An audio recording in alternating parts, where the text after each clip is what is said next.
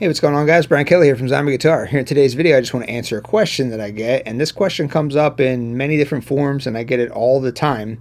And people are thinking that things are a lot more complicated than they have to be. So let me just read the question first. I'm going to give you my answer, and then I'm going to pick up my guitar, and then I'm just going to kind of demonstrate using a guitar. All right, so the question starts out. It says, I don't know where to put myself with regards to which level I am. So right there, this is not levels, it's layers.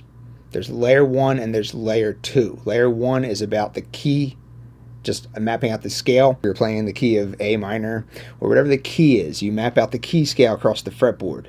Doing that is layer 1. When you then switch your focus from the key and the key scale and mapping out the key scale across the fretboard, and you shift it to the actual chords that are happening in the rhythm section, and you focus on the actual notes of each individual chord, the chords are constantly changing. There's a chord progression happening.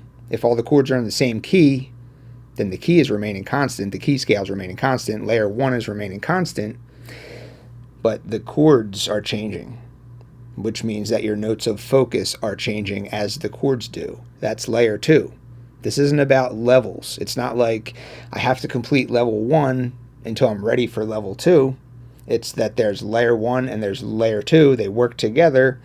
You need to understand them both. They're both equally as important as one another. If you're going to play piano, you need to learn the left hand, you need to learn the right hand, you need to learn them together. It's all equally important. The question then goes on to say, but I know all the previous knowledge mentioned in the previous modules, which are about the scales. This person knows about the pentatonic scales and the diatonic scale and the different shapes that the pentatonic scale forms on the fretboard and the different patterns and stuff like that. They're like, I got all that stuff. Yeah, I got my pentatonic scale down. I'm in the key of, say, A minor or something. Yeah, I can find my A minor pentatonic position number 1. I know that box pattern. And then from there, I can find my pattern number 2, 3, 4, and 5. It's all just shapes, blah, blah, blah. I know that stuff. That's easy. Got it. So that's layer 1. This person understands layer 1. And a lot of people understand layer 1. They get that down relatively quickly. Just keep in mind that when you're learning this layer 1 stuff via the guitar player way of doing things, guitar theory, you're not actually learning the notes of your fretboard. You may know the notes on your low E string. You may know the notes on your A string. And that's really all you need to know to kind of identify where these box patterns are. You know, it's like, oh, I want to play in the key of A minor. I want to play my A minor pentatonic scale. Okay, I just have to put my first finger on the note A on the low E string, and that's how I find my box pattern. But a lot of guitar players, they don't know the rest of the notes of that pentatonic box pattern. They just know where that note A is. That's where they find their little reference position, and then they can play a shape from there. That's how guitar theory works. So just right off the bat, am I saying to not learn general music theory? Am I saying to not learn all the notes of your fretboard? No, I'm not saying that at all. Learn everything you possibly can. Learn all the notes on your fretboard. By all means, do that. I'm just saying that it's going to take a lot longer to do that. You can massively cut down the time that it takes you to understand how to play in any key, understand how to jam with other musicians, understand how to navigate the neck in any key, keep up with the chord changes, all that stuff. You can be much, much, much quicker without needing to learn all your notes first. So as I read this question, you're going to see why I'm saying this. So the question then goes on to say, but still I cannot solo due to the lack of speed and due to not knowing all the names of the notes. For example, if the chord is F major, I know it has F, A, and C in it, but I cannot really identify them on the fretboard, so I cannot really keep pace with the chord changes. Again, you can bypass all this stuff. You do not need to know where all the F's, A's, and C's are on your fretboard in order to be soloing and then chord tone target an F major chord. You don't have to do that. Yes, you should do that eventually. Learn all the notes in your fretboard. Learn as much as you possibly can. But most of the people that are on my YouTube channel that use my Zombie Guitar website and whatnot, most of them are just trying to get from point A to point B as quickly as possible. Point A being they don't know how to navigate their way around the neck. Point B being they can jam with musicians, they can play on stage, they can play in any key, major keys, minor keys. They can keep up with the chord changes, and they want to do that as quickly as possible. If that describes you, you do not need to learn all the notes on your fretboard. What you need to do is you need to start thinking in numbers. That's the big secret. So when you think in terms of numbers as opposed to the actual chords You take all the chords. So for example, let's say that the chord progression is in the key of C major. The chord progression is A minor to F major to C major to G major. Those are your 4 chords. All right. Instead of calling it A minor to F major to C major to G major, you call it 6, 4, 1, 5. Thinking in terms of numbers is the thing that will allow you to use shapes.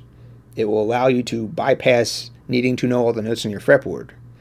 It will allow you to play in any key that you want, because all of the shapes are exactly the same for all of the keys on the guitar. So just how when you're thinking about layer 1, the overall key of the music that you're playing in, you're like, oh, this is the key of C major, all right? Okay, that's where my pentatonic box 1 is for the key of C major. You're thinking in terms of shapes. You're finding this reference position based on where the note C is on the low E string, and then using that one little piece of information, just that one note, and that's allowing you to find a shape. And then when you know where that shape is, you can then find shape 2, shape 3, shape 4, shape 5, all in relation to shape 1, you know? So that's the layer 1 thinking. You're thinking shapes, you're not thinking notes. That doesn't change when you start diving into layer 2 either. When you're thinking about the chords, you can still use shapes. You know, you don't have to automatically be like, oh, I can't think in shapes anymore. I have to now know all my notes. You know, it doesn't. No. Let me pick up my guitar now. All right, it's easier to do with a guitar. All right, so we're just going to use a 4-chord chord progression here, and you could say this is in the key of A minor, or you could say this is in the key of C major. I don't really care which one you say. To me, it's all the same thing. So here's your chord progression: A minor to an F major to a C major to a G major. That's your 4-chord chord progression. So all of those chords are in the same key. You could say they're in the key of A minor or the key of C major. I don't really care. If you say it's in the key of A minor, you locate your pentatonic position number 1 by taking your first finger and putting on the note A on the low E string. Here's the note A, 5th fret right there. Here's your pentatonic box 1. If you want to say this is in the key of C major, that's fine. You're just going to find your pentatonic box 1 by taking your pinky and putting it on the note C on the low E string. There you go, right there, 8th fret. There's your note C. So here's your pentatonic box 1. All right, so that's your pentatonic box 1 for A minor. That's your pentatonic box 1 for C major. Some people like to number the pentatonic boxes differently based on whether the context is minor or major. Me, I'm just like A minor, C major. They share all the same notes. The A minor pentatonic scale has the same 5 notes as the C major pentatonic scale.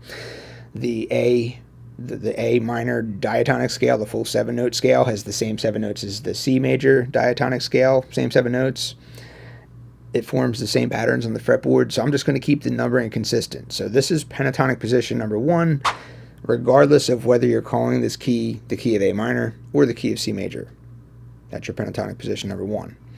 All I needed to know is where, these notes were on the low E string. From there, I found my box pattern, right? And then you can expand the rest of the fretboard to cover, okay, if that's pentatonic position number 1, here's pentatonic 2, here's pentatonic 3, here's 4, here's 5, and then here's 1 again. And those 5 pentatonic boxes are going to be the same regardless of what key you're in. It doesn't matter. You just find your pentatonic box 1 based on your root note locations, minor, major. Find your pentatonic box 1, wherever that happens to be, Your 2, 3, 4, and 5 are all going to be the same shapes in relation to box 1, right? So this is all layer 1 thinking. Okay, so we're thinking in shapes, we're not thinking in notes. Let's dive into layer 2 now. So next we pick a pentatonic position and then we locate all of the chords within that shape. So let's just look in pentatonic position number 1. We're going to find all 7 of those chords right in pentatonic position number 1. They form shapes. So here's our pentatonic position number 1. 1 chord is in this shape. Every time you're in pentatonic position number 1, it doesn't matter which key you're in, your 1 chord is always going to be in this shape. It's really hard to play that full shape. It's called the G shape according to the cage system. It's hard to play that, but that's where your chord tones are. I usually don't play that full shape. I usually just play like the high 4 strings. That's fine, you know. It's still the chord. It still counts. You don't have to play this full 6-string shape. It's really hard to do, you know. It's hard. So that's your 1 chord. Here's your 2 chord. It's in that shape. Your 3 chord is always going to have the same shape as the 2 chord. It's just going to be a whole step higher. So here's your 3 chord. Your 4 chord is always going to be found in this shape. This is called the C shape according to the Cage system.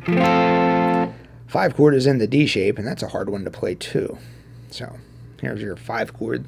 I usually just play the high 3 strings for that. It's a lot easier. You can play this funky shape using the high 4 strings if you want for this, but it's hard to do. Your 6 chord is always going to be in this shape. Your 7 chord is always going to be in this shape. This is kind of a weird one. And then back at 1. Alright, so the chord progression in question was the 6-4-1-5 progression. So here's 6, here's 4, here's 1, here's 5.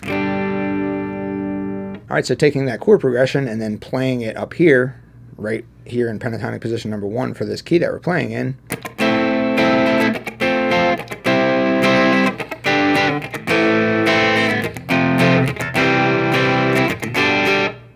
See how it sounds exactly the same? That's because I'm taking these chords and I'm not thinking A minor, F major, C major, G major. I'm thinking 6, 4, 1, 5. 6, 4, 1, 5. You only have to remember their shapes one time. The same shapes apply to every single key. It does not make a difference. The same shapes will apply regardless of whether you're focusing on layer 1 or whether you're focusing on layer 2. Am I telling you to not learn your notes? No, I'm not. Eventually do that.